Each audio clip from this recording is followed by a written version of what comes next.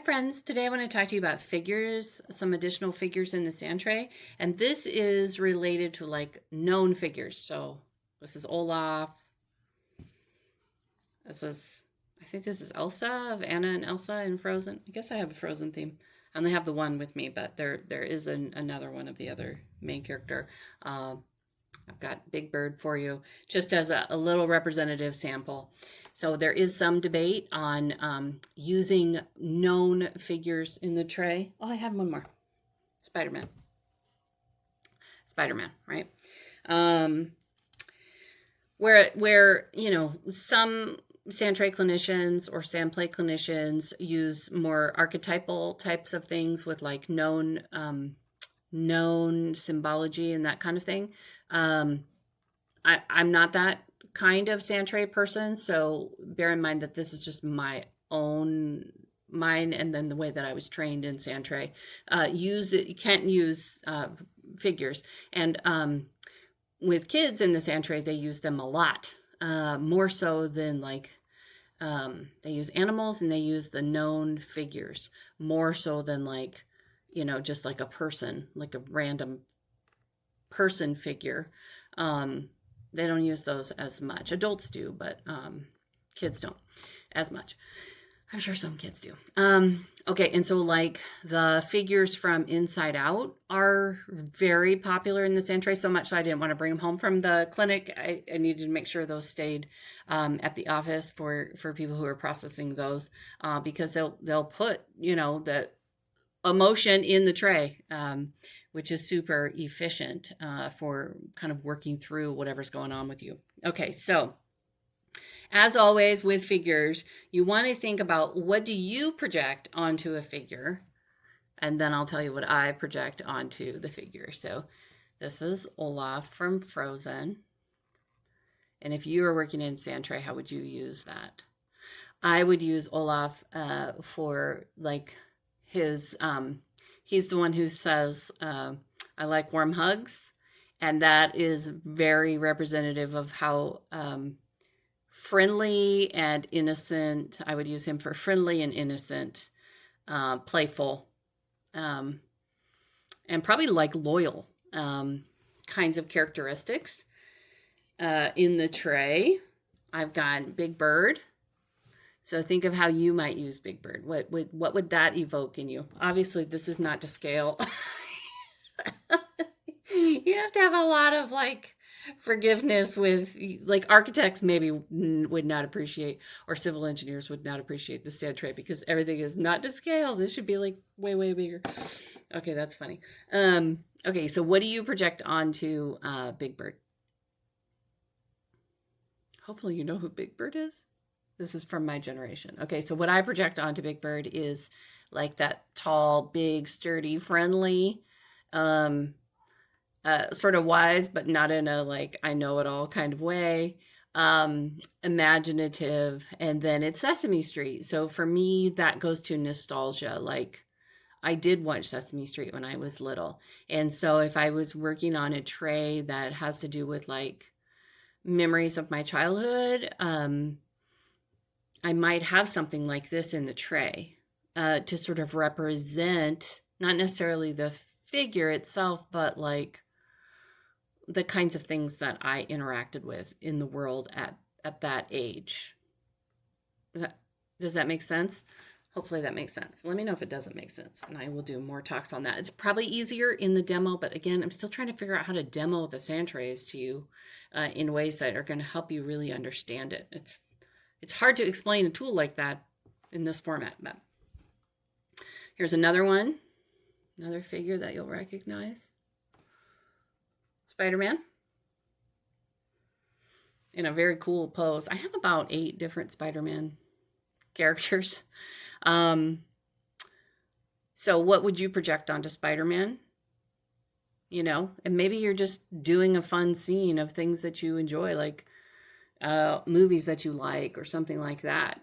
Or does it represent a part of you, like a stealthy, like problem-solving side of you? You could use it in that way. What do I use Spider-Man for? I would probably use Spider-Man I don't have too much association with Spider-Man, but I would use it like, okay, so as a clinician, clinicians have to process the kinds of things that they are experiencing in the clinic, if that makes sense. And so if I had some difficulty, like emotional difficulty about something I had experienced with, okay, here, let me get more specific. Imagine that one of the clients that I worked with was a kiddo with some trauma, and I was doing work with him, and he got moved away, or parents decided he was done with therapy or something like that. Like, those are emotionally difficult things for me, and so I might use, if I was processing the emotionally difficult part about having, like, prematurely terminating with a client, like who's a child, I might use a Spider-Man specifically for like young boys that like Spider-Man. Probably wouldn't use it for like an adult that terminated prematurely, but like for a kid that had to stop coming to see me and didn't want to, I can imagine that I would have to process that in the tray, and I might use Spider-Man to kind of access those feelings of whatever feelings I have about that, right? But you can imagine what those are. This one's popular. This is part of a set. I have again, these are not to scale. But this is from the same, I have a smaller Olaf, but I don't have it in my pile of toys here at home. So I have Anna and Elsa from Frozen. I had a great fortune of getting to see a bunch of twins. I don't know why, but at one point in my practice, I had like 5 sets of twins that I was seeing. And it was funny because the Elsa and Anna characters got used a lot by those, at least 2 sets of twins used them to kind of, I could almost experience them working out the differences between them. It was an interesting thing. And I was, so what would you project onto the Anna and Elsa figures from Frozen? And then what do I project onto her is kind of like very composed, reserved. And because I am a composed and reserved person, I would also project onto her that she probably got quite a bit of internal climate going on.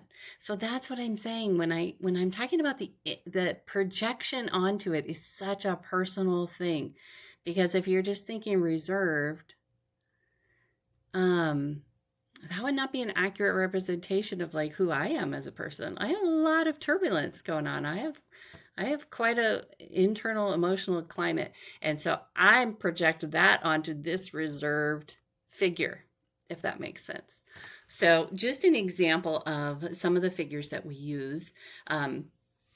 The characters from Inside Out, which is joy and sadness, anger and worry and disgust. Those characters, I have all of those, and those get used so much I didn't even want to bring them to my recording space. They're still at the clinic. Like, I didn't want to take it out of rotation because, I mean, those get used frequently. Think about some other figures. So what do I have on my little wish list right now? I have like all of the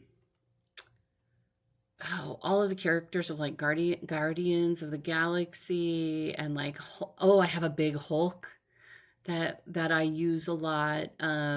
So things from movies that are well known become a shorthand for talking about things, right? So if you are trying to help somebody understand difficult concepts with emotions, or if somebody is internally working to understand what's going on with them, there's common language in our figures from popular culture. So I find them very, very helpful. Like I said, not all Sandtray clinicians use characters that are known. They prefer to have like a pure projection onto more of a symbolic object. And that's fine. I just don't know that method. So just know that when I'm talking to you about the way that I project onto the figures, or the fact that I use those kinds of figures in my Sandtray work, that's because of the way that I'm trained and the way that I think, and also the way that I use Sandtray. So that's not the only way. And I'm sure there's great value in the ways that I don't know. I just don't know them. So I can't really tell you what they are. And that's what I have for you today. I hope you're having a good one. Thanks.